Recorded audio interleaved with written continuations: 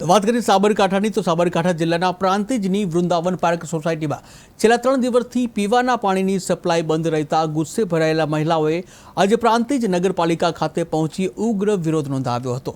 મહિલાઓએ પાણી આપોના સૂત્રોચ્ચાર સાથે માટલા ફોડી પોતાની વ્યથા વ્યક્ત કરી। ત્યારે મહિલાઓનો આરોપ છે કે છેલ્લા 3 દિવસથી પાણી મળતું નથી અને પાલિકા તરફથી કોઈ પણ જવાબદાર અધિકારી સાંભળવા માટે સક્ષમ નથી। ત્યારે સતત અવગણનાથી રોષે ભરાઈ છે મહિલાઓ, જ્યાં મહિલાઓએ પાલિકા દફતરને તાળું મારી દીધું અને ઘટનાની જાણ થતાં તુરંત જ પ્રાંતિજ પાલિકા દ્વારા પોલીસને જાણ કરવામાં આવી હતી। પરિણામે સ્થાનિક પોલીસ દળ ઘટનાસ્થળે પહોંચી હતી અને વિરોધ દર્શાવનાર કેટલીક મહિલાઓને ડિટેન કરવામાં આવી છે। ત્યારે વિસ્તારમાં શાંતિ સ્થાપિત કરવાનો પ્રયાસ કરવામાં આવ્યો।